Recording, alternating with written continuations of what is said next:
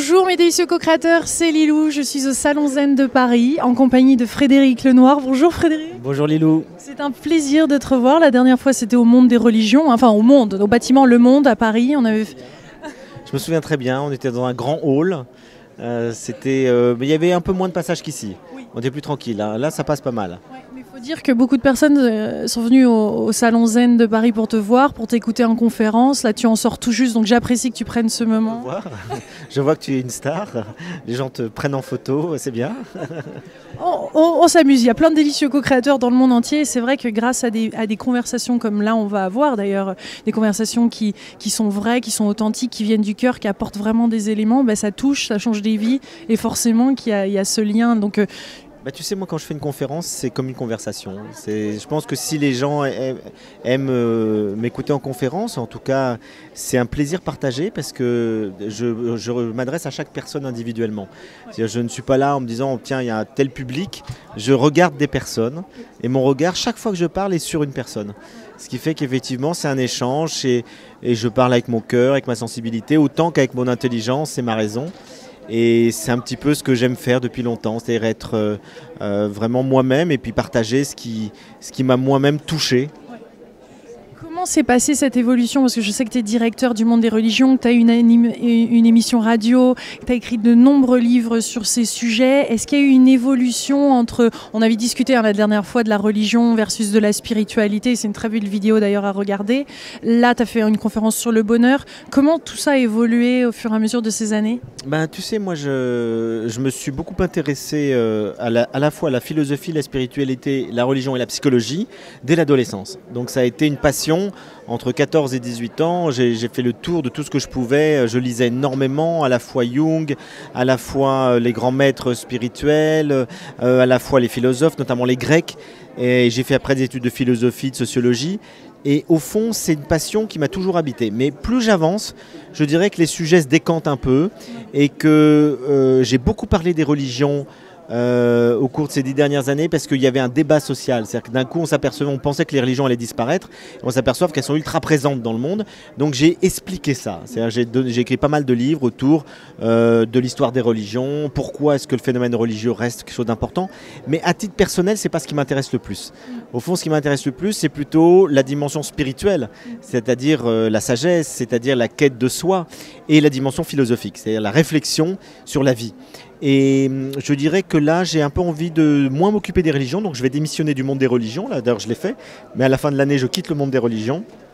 Et je vais beaucoup moins faire d'interventions dans les médias sur les religions. Je ne vais plus écrire de livres sur les religions.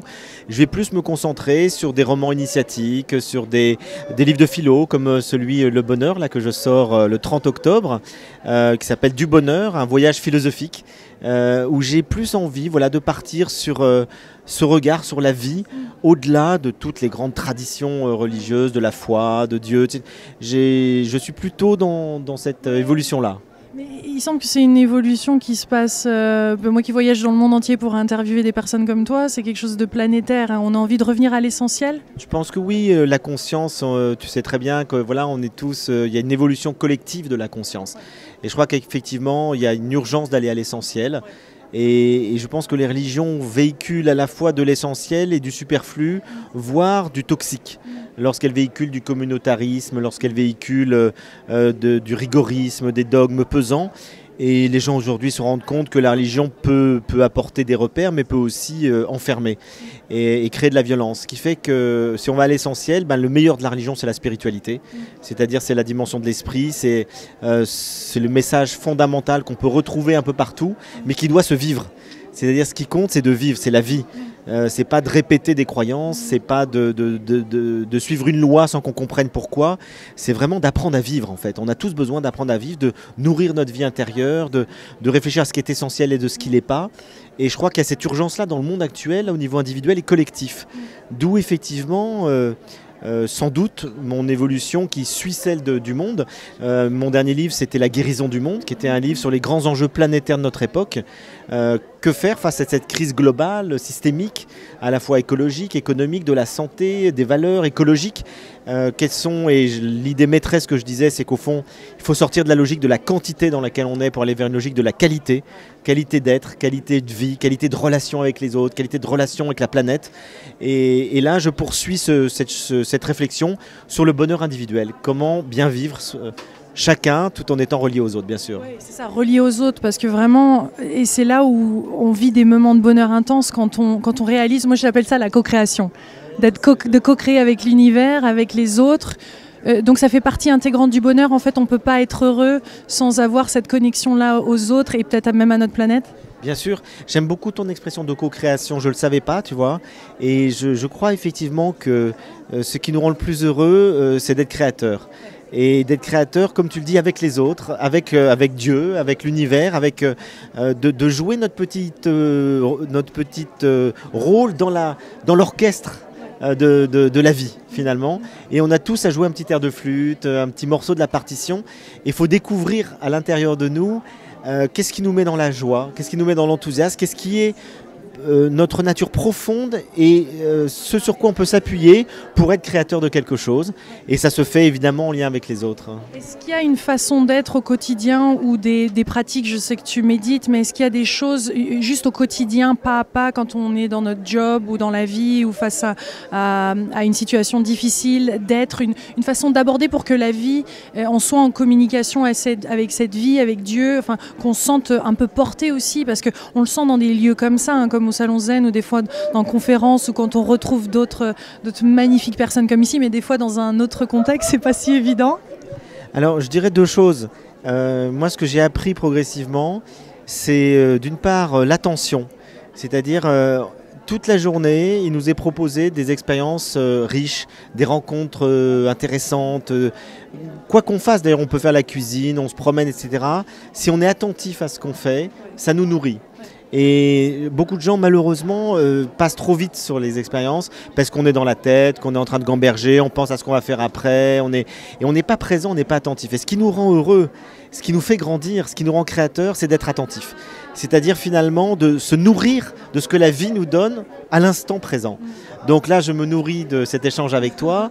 Avant, je me nourrissais de cet échange avec le public. Et quand je vais partir, je vais marcher dans la rue pendant une demi-heure et je vais me nourrir de l'air, de ce que je vais voir, sans être en train de penser à autre chose. Ça, c'est la première chose qui me paraît vraiment importante. Et la deuxième chose, c'est la souplesse. C'est-à-dire, je pense qu'il faut accompagner le flux de la vie, qui est en mouvement permanent, tout est impermanent, tout bouge, tout change, et il ne faut pas vouloir contrôler sa vie.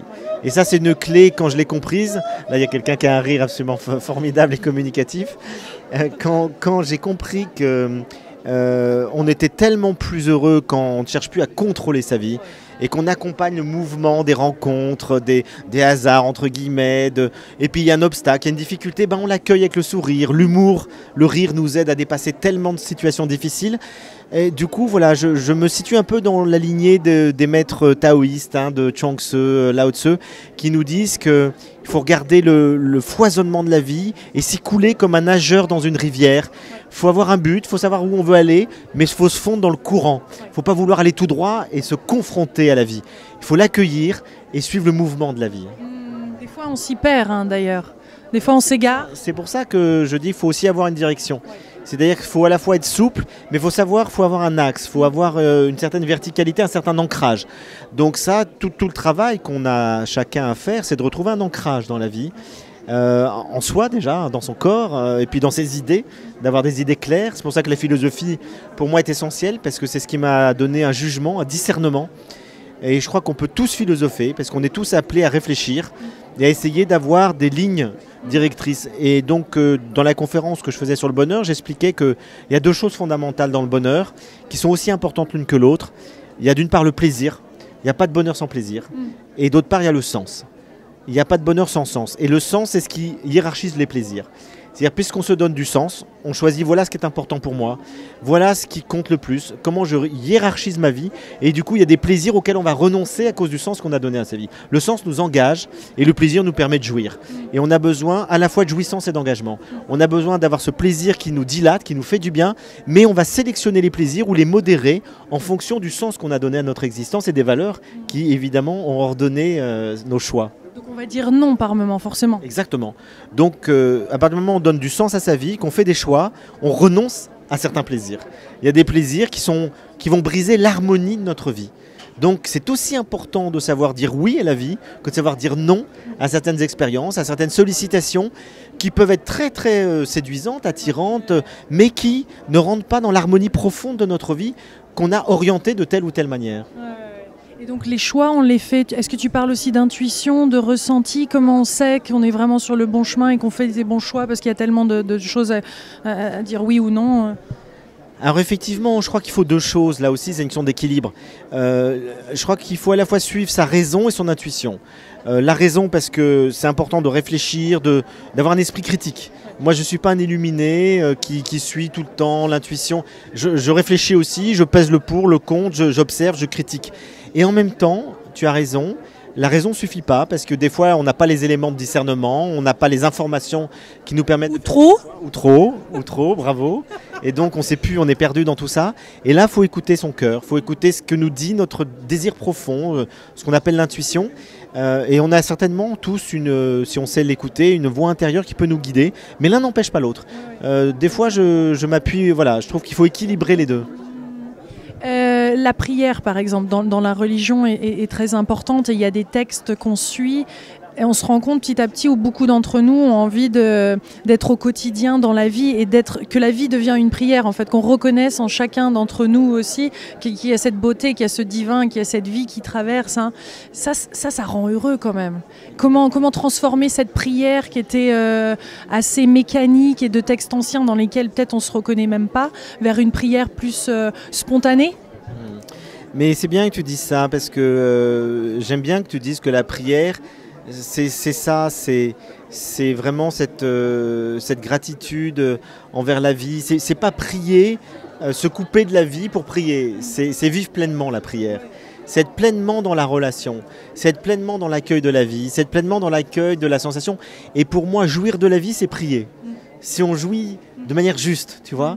Et la prière, c'est vraiment cette relation à la vie, de reconnaissance, de gratitude, d'accueil, qui fait que Dieu est présent partout, dans toutes ces rencontres qu'on fait, dans ces expériences qu'on fait, dans notre intériorité aussi, mais pas que.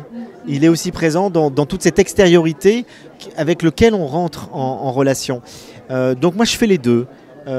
J'essaye de vivre ma vie comme une ouverture du cœur qui me fait être en état, je dirais, de gratitude ou d'intériorisation, mais je prends les choses, je médite la vie en même temps que je la vis, et en même temps, je prends des temps où je me dis, ça c'est bien d'arrêter toute expérience, de ne plus être sollicité par l'extérieur, pour vraiment me retrouver dans la solitude avec moi-même. Et là, il se passe beaucoup de choses. C'est aussi un moment de ressourcement, qu'on appelle ça la prière ou la méditation, peu importe. C'est un temps où je ne suis plus dans une intention particulière ou dans une sollicitation avec une pensée ou une extériorité ou une personne. Et ces temps-là sont des temps très nourrissants, des temps où on construit notre être. On construit notre être, Spinoza dit, on se construit dans l'ennui. C'est-à-dire, c'est parce qu'on n'a pas de divertissement, parce que rien ne nous attire à l'extérieur, qu'on est obligé, parce qu'on s'ennuie dans ce silence et ce vide, qu'on est obligé de se construire. Et donc, je trouve dramatique, par exemple, qu'aujourd'hui, les enfants ne s'ennuient plus. Ils sont sans arrêt sollicités par les ordinateurs, les jeux vidéo, etc. Et ils n'ont plus le temps de s'ennuyer et de se dire, du coup, parce que je m'ennuie, je vais inventer un jeu. Et quand on invente un jeu, on construit son intériorité. On développe son imagination, on développe son intelligence. Et je suis inquiet de la manière dont aujourd'hui la sollicitation extérieure empêche les enfants de construire leur intériorité. Il y a d'autres petits rituels, je voulais finir là-dessus, sur des petits rituels du bonheur, des petites choses comme ça à faire?